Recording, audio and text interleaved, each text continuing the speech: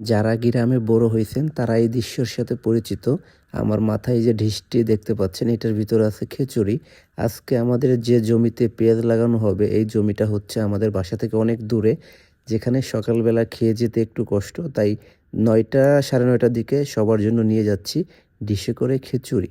যে যারা পেঁয়াজ লাগাচ্ছে সবাই মিলে একসাথে জমিতে বসেই সকালে নাস্তা করব। রাইট নাও আমি আছি আমাদের সেই জমিতে। এই ভিডিও আগে একবার দেওয়া হয়েছিল এতটুকু লাগানোর পরেই খাবার। এবং আমি যদি খিচুড়ি দেখাই, এটা হচ্ছে খিচুড়ি সকালের নাস্তা। এটাই হচ্ছে আমরা সবাই মিলে খাবো যতদূর সম্ভব। এবং আরেকটা জমিতেও যাব, আমার সাথে আছে আমার ফ্যামিলি মেম্বার, আমার বোনের ছেলেমেয়েরা।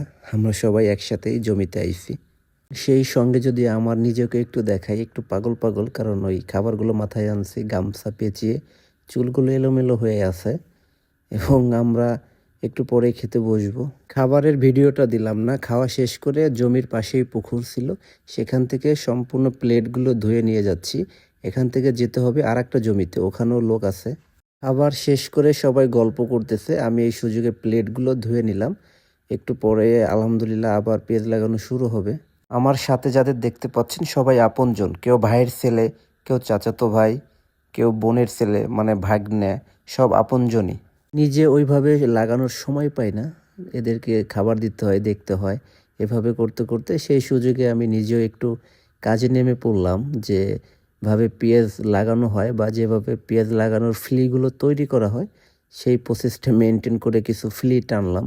এই সঙ্গে যারা পেঁয়াজের গাছগুলো লাগাচ্ছে খুবই নিখুঁতভাবে, একটা গাছ থেকে আরেকটা গাছের দূরত্ব 3.5 থেকে 4 আঙ্গুল। এবং এই সঙ্গে জমিতে ঔষধ দেওয়া হচ্ছে যাতে কোনো ঘাস আগাছা জন্ম না নেয়, কারণ আগামীকাল সকালেই ভুঁইতে পানি দেওয়া হবে। প্রতিটা কাজেই কষ্ট আছে, যদি একটু এনজয় করে কাজটি করা যায় সেক্ষেত্রে হয়তো কষ্ট একটু কম হয়। সেই আমাদের পেঁয়াজের দানা যে ভুঁইতে দেওয়া হয়েছে ওই জমিতে, এখানে আমার বোনের ছেলে মেয়ে আছে, আমার ভাই আছে, আমার বোন আছে। যে আমরা আসলে একদিক দিয়ে লাগানো হচ্ছে, একদিক দিয়ে হচ্ছে পেঁয়াজের দানা উঠানো হচ্ছে, এই সঙ্গে আবার এই পেঁয়াজে পানি দিতে হবে।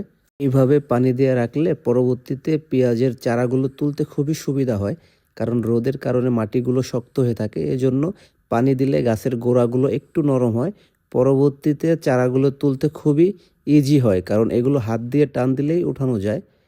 যেহেতু আগামীকাল আবার লাগাতে হবে এবং বিকালে এগুলো তুলতে হবে, এজন্যই হচ্ছে পানি দিয়ে প্রসেস করে রেখে যাচ্ছি, যাতে বিকালে খুব সুন্দর করে গাছের চারাগুলো ওঠানো যায়, পরবর্তী দিন লাগানোর জন্য রেডি করে রাখতে হবে। কারণ আগামীকাল আমরা আরও দূরের একটা জমিতে যাব এই পেঁয়াজের দানাগুলো লাগানোর জন্য। যেহেতু কয়েকদিনের জন্য গ্রামে আসছি, তো নিজেদের কাজ নিজেদেরই করতে হবে।